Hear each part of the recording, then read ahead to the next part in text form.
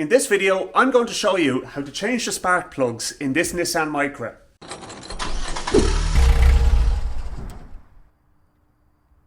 First of all, we're going to pull this air duct out of the way here. Then we're going to undo the clips around the sides here, which allows the air filter to come out. And we're going to take out our air filter and take out our air filter housing. Next, there are 2 hoses and 3 electrical connections that need to be taken off. One electrical connection here, another here, and another here, and then the top of the 2 hoses there, and this one here all need to be removed. I'm just using the point on the pliers just to push in the clip on the electrical connector. Okay, so that is that off. Next, there are 1, 2, 3, 4, 5 10mm bolts that need to be removed. Spark plugs that need replacing will usually manifest themselves in a poor running engine or an engine that's difficult to start. And this car certainly fits that description. So when it's starting from cold, it's quite rough running until it kind of settles out into an idle. Now these are fairly bulletproof engines, but like every other engine, they need your maintenance. And you've got to keep on top of the service intervals, particularly with things like spark plugs, which are often overlooked on modern cars. Now, before you lift this off, be aware that you will be opening up the intake on the engine, okay? So what I would suggest you do is have something that you can put over the intake to prevent any dirt or debris from entering. Because if it goes in there, especially if a valve is open, you are in serious trouble. Sorry, there is one more bolt. And there is another bolt hidden down the back.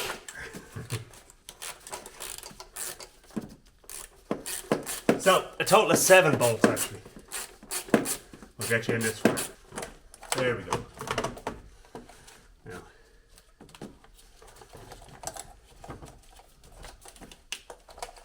Mind your electrical connectors. I'll stand out of the way and we get this out. And there's your throttle body in there. If you ever wondered where it is in this car. So now, we are going to cover over the intake, which is here. And there is another 1 bolt here to take out, and there would have been one there, but it looks like it's been sheared at some point or another. So we'll take that off, and that should give us access to the coil packs underneath here. Oh, another one there, another one there. So there's 3.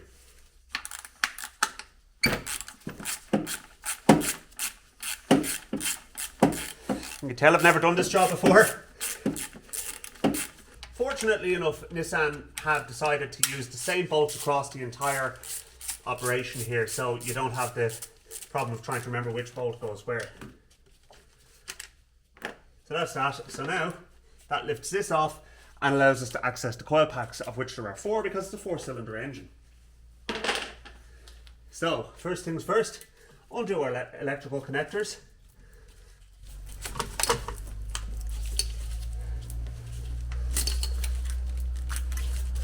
Pull them out of the way, undo the 10mm bolts, which will allow the coil packs out and then allow us to take the spark plugs out.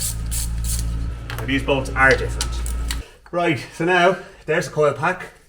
Lift that out, and what I'm going to do is I'm going to do them one at a time because I want all the coil packs to go into the same place they came out of.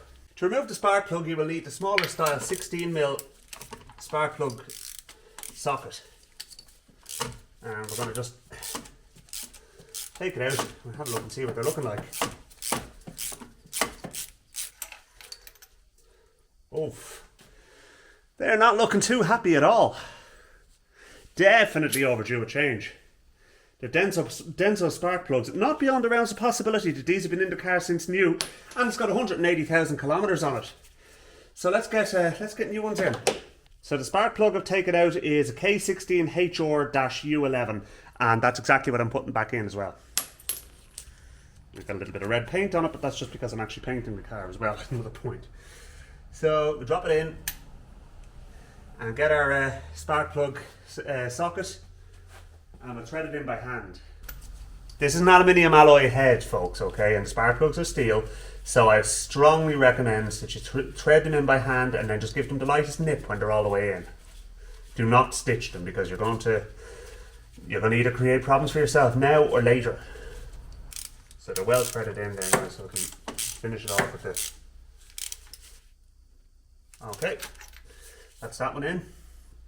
So now I'll put the coil pack back in. And we'll put the connector on it so we know that that one's done. Next one out. God, these plugs were well overdue a change.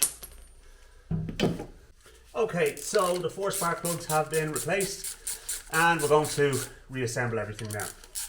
So starting with the 4 bolts, obviously our electrical connectors are on. Tighten up our 4 bolts on the coil packs. And what we're going to do is, on each of the bolts holding the intake plenum on, we are going to put just a little dab of copper grease so that the threads don't bind, because they're looking a little bit in the corroded side of things as they stand. Don't need to go mad on it, just a little dab is enough. And that'll help them from getting thread bound next time they have to be removed. It may not be you doing it, but you know what? My mindset on these type of things is you pay it forward. So the next mechanic who comes along to this car will be grateful of the fact that you took the time to do this. Alright. So now, we shall start getting everything put back together. First thing to be reinstalled is this piece here, and we do have a bolt that was stripped out there, so there's only going to be 3 bolts to install for us, but all going well you should have 4. So I'm going to put our 3 bolts in. The other thing about putting the copper grease on is it means that the bolts go in a lot easier as well as come out easier.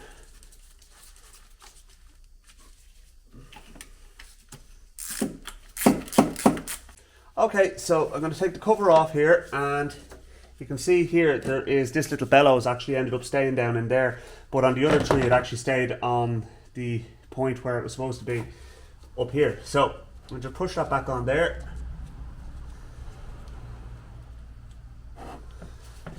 And we are going to turn it over and plop it on.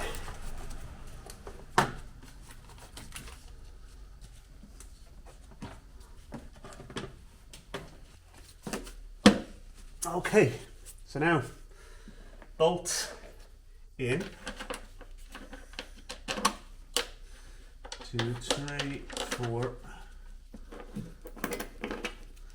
5, 6, and 7.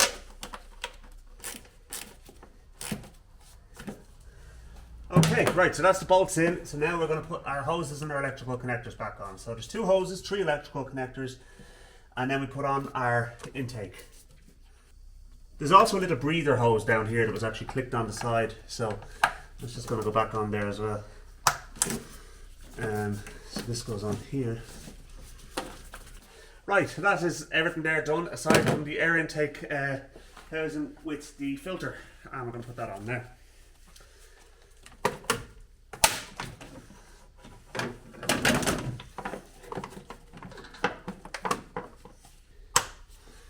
So that's that in, and lastly then our air filter piece goes in. Now I think there's probably a piece missing there, like a little rubber ring or something that goes around that, but look, it's only a cold air intake, folks.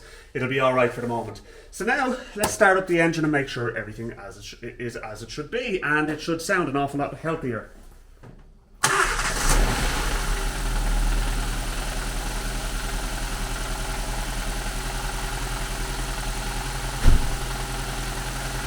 Oh yeah, that sounded much better.